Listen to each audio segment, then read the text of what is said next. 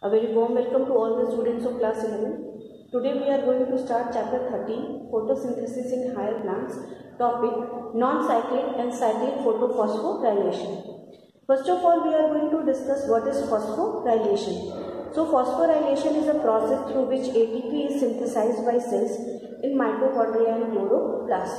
यानी कि phosphorylation क्या होता है कि जब ATP का सिंथेसिस हो सेल्स के अंदर by mitochondria and chloroplast, then what will be the photophosphorylation? Photophosphorylation is the synthesis of ATP from ADP, an inorganic phosphate in the presence of light. जब ATP और inorganic phosphate की मदद से जब हम ATP बनाते हैं वो भी लाइट के प्रेजेंस में, तब उस फॉस्फोराइलेशन को हम क्या कहते हैं? फोटोफॉस्फोराइलेशन. क्योंकि फोटो मीन्स क्या होता है? Light, and phosphorylation means formation of ATP. तो जब लाइट के प्रेजेंस में ATP बनेगा तो उसे हम क्या कहेंगे? Photophosphorylation. Now there are two types of photophosphorylation. One is non-cyclic photophosphorylation and other one is cyclic photophosphorylation. ठीक है. So in the non-cyclic photophosphorylation, both photosystem first and second are involved, as we have seen. Okay, photosystem 1 is functioning after the photosystem second gives its electrons.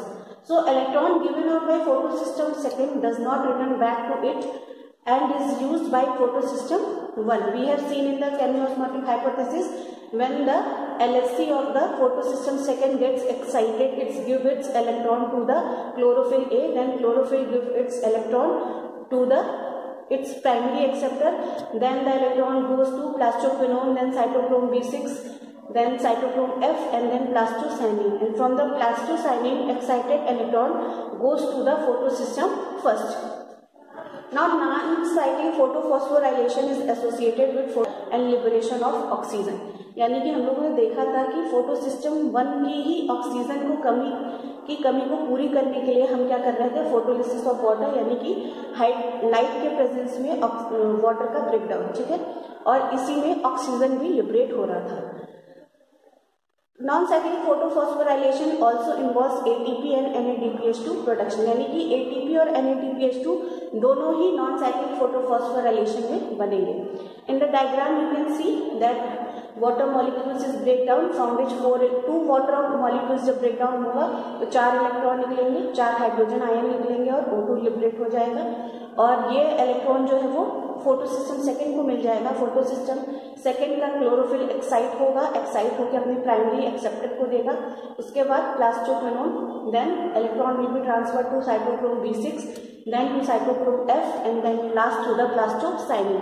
Plastocyanin को electron मिलते ही ये electron जो photosystem 1 का reaction centre है वहां पे दिया जाएगा, और रिएक्शन सेंटर में आते ही इलेक्ट्रॉन वहां पे एक्साइट करेगा क्लोरोफिल A को, और क्लोरोफिल A फिर अपना इलेक्ट्रॉन एक्साइट करके अपने प्राइमरी एक्सेप्टर यानी कि फेरेडॉक्सिन को देगा, और फेरेडॉक्सिन के पास आउटर सरफेस के पास जहाँ फेरेडॉक्सिन प्रेजेंट होता है वहाँ पे एक एंजाइम होता है NADP सिंथेटेज, और जो कि जिसका काम है स्टोमा ऑफ द क्लोरोप्लास्ट से NADP प्लस और हाइड्रोजन आयन लेके NADPH2 की सिंथेसिस करें. In the next figure you can see cyclic photophosphorylation. इसमें से फोटोसिस्टम फर्स्ट ही इन्वॉल्व होता है. Electron given by photosystem 1 returns back, क्योंकि इलेक्ट्रॉन जो है उसका कोई और एक्सेप्टर नहीं होता है, तो रिलीज करने के बाद और रिड्यूस होने के बाद वो इलेक्ट्रॉन वापस से रिटर्न हो जाता है. There is no liberation of oxygen and photolysis of water, क्योंकि फोटोसिस्टम 1 की जो ऑक्सीजन की कमी है वो कौन पूरी करता है? Photosystem second. Involves only ATP synthesis. Cyclic photophosphorylation में सिर्फ और सिर्फ ATP का ही सिंथेसिस जो है वो होता है. इन विच क्या होगा? फोटोसिस्टम 1 भी उस एक्साइट होगा लाइट एनर्जी से, एक्साइट होकर अपने इलेक्ट्रॉन रिलीज करके अपने प्राइमरी एक्सेप्टर फेरेडॉक्सिन को देगा. फेरेडॉक्सिन जब साइटोक्रोम B6 को इलेक्ट्रॉन पास करेगा तो एक ADP प्लस इनऑर्गेनिक फॉस्फेट मिलकर क्या बनाएंगे? ATP बनाएंगे. नेक्स्ट साइटोक्रोम B6 से जब इलेक्ट्रॉन साइटोक्रोम F के पास जाएगा तब भी एक ATP की सिंथेसिस होगी with the help of ADP and inorganic phosphate. then electron will be given to plastocyanin and it will return to photosystem 1, and this will go on and on. In the next topic, first of all we will complete photorespiration, then at the last we are going to discuss C4 cycle and factors affecting photosynthesis. So the next topic we are going to start is photorespiration. Before that, a quick revision of C3 cycle. तो student C3 cycle में हमने पढ़ा था कि जो chloroplast का stroma है वहाँ पे क्या होगा, जो प्लांट रेस्पायरेशन से CO2 बनाता है वो क्या होता है, वो बाहर जाने के बजाय प्लांट जो है वो C3 साइकिल में यूज कर लेता है, ठीक है, for the making of glucose, और कुछ CO2 जो है वो एटमॉस्फेयर से कैप्चर हो जाता है। अब ये CO2 और RUBP कंबाइन करते हैं। RUBP क्या था, एक 5 कार्बन कंपाउंड जो कि CO2 का प्राइमरी एक्सेप्टर है C3 साइकिल में with the help of enzyme Rubisco, ठीक है। ये नॉर्मल चीज है जो कि C3 साइकिल में होता है, and this is the dark reaction, ठीक है। यानी यहाँ पे क्या होता है कि प्लांट जो है वो अपना CO2 या एटमॉस्फेरिक CO2 पकड़ के RUBP के साथ कंबाइन करके ग्लूकोज बना लेता है। But imagine a situation in which weather is too hot. हमें पता है स्टोमेटा का बहुत इंपॉर्टेंट रोल है प्लांट के अंदर, क्योंकि बाहर से एटमॉस्फेयर से जो गैसेस एक्सचेंज होता है यानी कि CO2 का अंदर आना या O2 का लिबरेट होना, it happens due to the stomata only. But या फिर ट्रांसपिरेशन हो गया, ट्रांसमिशन भी स्टोमेटा के थ्रू ही होता है, यानी that is loss of water from the plants. अब imagine a situation in which a weather condition is very hot, so there is too much of light intensity. तो stomata क्या होता है, ये वाटर को लॉस करने के बचाने के लिए स्टोमेटा जो है वो क्लोज हो जाता है, ठीक है। अब if stomata is close there will be a problem, क्योंकि अब जो C3 साइकिल में जो O2 जो है वो जो लिबरेट हो रहा है वो बाहर नहीं जा पाएगा, और CO2 है वो आ नहीं पाएगा अंदर इन द C3 साइकिल, क्योंकि प्लांट के रेस्पायरेशन से बहुत कम अमाउंट ऑफ CO2 जनरेट होता है। वो CO2 इतना नहीं काफ़ी होता है जिससे कि C3 साइकिल जो है वो रन कर सके। मैक्सिमम एटमॉस्फेरिक CO2 ही C3 साइकिल में यूज होता है, ठीक है। तो यहाँ पे अलग ही फेनोमेना स्टार्ट हो जाएगा, यानी कि when CO2 will be very less in the concentration, then the O2 released during the C3 cycle, जो O2 रिलीज हो रहा था और ये O2 क्या होगा, ये ट्रैप हो जाएगा प्लांट के अंदर ही, और ट्रैप होने के बाद अब ये एक्सेस O2 क्या करेगा, ये RUBP के साथ कंबाइन करने लगेगा इन द प्रेजेंस ऑफ रुबिस्को, ठीक है। तो यहाँ से प्रॉब्लम स्टार्ट होगी क्या, कि जब RUBP ऑक्सीजन के साथ कंबाइन करता है तो in the presence of rubisco enzyme.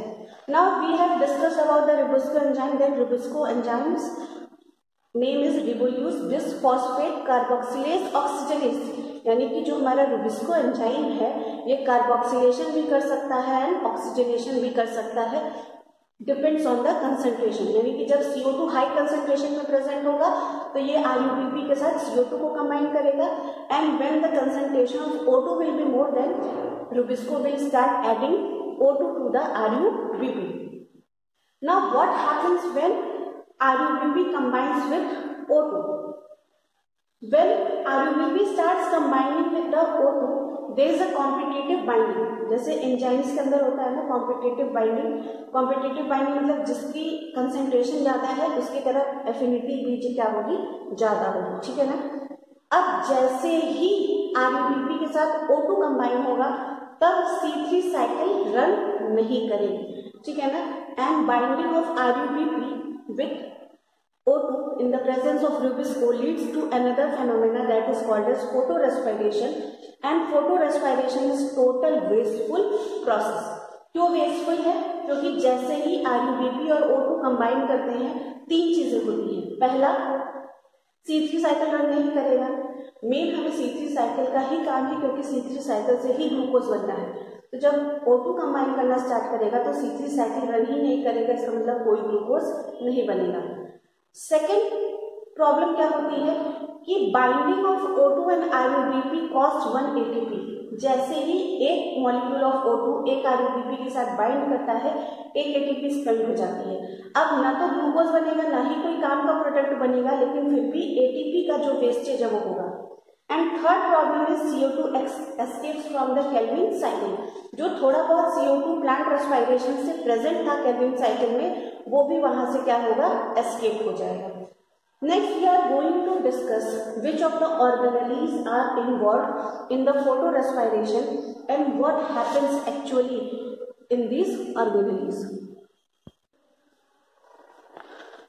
Now you can see what happens when the O2 binds with RuBP. When O2 binds with RuBP, then in the presence of Rubisco, then it is created 1-phosphoglycerate plus 1-phosphoglycolate. This 1-phosphoglycolate moves to the next organelle peroxisome, and in which a compound is created which is not being mentioned. Then this formed compound X moves into the next organelle, that is mitochondria, and when the compound X moves to the mitochondria, then one CO2 is released. While coming back to the regeneration of O2 and RuBP, there is release of one ATP molecule which is converted into ADP plus inorganic phosphate. So you can see three organelles involved in the photorespiration, that is chloroplast, peroxisome and mitochondria. You can learn this organelles at CPM. What is photorespiration? It happens in high light condition in which O2 is taken, CO2 is released but no ATP is formed. Normally in the respiration, when you inhale O2, it reacts with the glucose and CO2 plus both ATP is formed. But in the photorespiration, no ATP is being created.